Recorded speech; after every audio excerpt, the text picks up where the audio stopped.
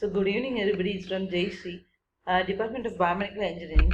I am going to take the analog and digital ICs, registers and counters from Unit 2.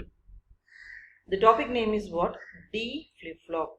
What do you mean by flip-flop? We already seen that flip-flop is a group of registers which stored one bit, right? So this is what this D flip-flop. So the D flip-flop is also known as data or delay flip-flop. It is a type of bistable multi-vibrator circuit used for storing one bit of data. The term bistable indicates that the flip-flop has two stable states, typically referred to as 0 and 1s. The D flip-flop is also known as data or delay flip-flops. So let us see the block diagram of the D flip-flop. This is what the block diagram of the D flip-flop. Here D, here the AND in vertical NOR, right, that is NAND gate is connected together, and the output of the NAND gate is again connected to this NAND gate to form the basic level of D flip-flop. The clock input is given to both the AND gate, first input AND gate, and if the D inputs, that is if D is 1, that is if we are giving the D input, and this circuit is also called as latch.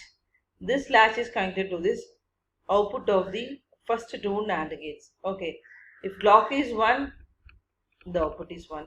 If clock is 1, if D is 1, the output is 1. If D is 0, the output is 0.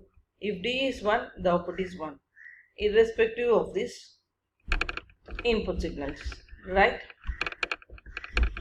So let us see of the truth table of this D flip-flop. If the clock input is 0, the previous output will come. If the input of the clock, if the input is 1, the output is 0. If the input is 1, clock input is 1, D is 1, the output is 1. This is what the characteristic table or equation of D flip-flops. Here there are two combination of inputs, right? 0, 0, 0, 1, 1, 0, 1, 1. Similarly here, D is nothing but the inputs, Qn is nothing but the normal output, Qn plus 1 is nothing but the future output. That is inverter output. 0, 0, the output is 0, right? If D is 1, the output is 1, Q is 0. The previous state output is 0. Okay. If D is 0, the output is 0, the Qn is 1. Okay. If D is 1, both the Q and the Qn plus 1 is 1. This is what this characteristic equation of D flip-flops. Here 0, 0, 0, 1, 1, 0, right? Here they are putting the KMF for this. In this column, in what the places this 1 will come? This 1 will come in this 0, 1 and 1, 1, right? 0, 1 we put a 1 and 1, 1 we put a 1. So from this table, from this KMF table, we should take this Q of T and T plus 1 is what? D. Okay. Let us see the advantage of D flip-flops. D flip-flops are widely used in various numerous applications, like including counters, shift registers, memory elements in sequential circuits, and more complex digital systems. They are essential components in digital integrated circuits and are used extensively in digital system design. Okay, let us see the D flip-flop in detail. D flip-flop is also known as delay flip-flop or data flip-flops. It is a type of bistable multi-vibrator circuits used for storing one bit of data. The term bistable indicates that the flip-flop has two stable states, typically referred to as 0 and 1.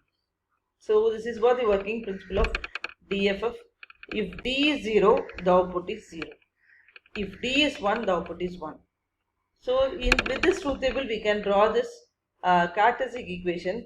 From this characteristic equation, we can identify what is the expression Q of T plus 1 is equal to D.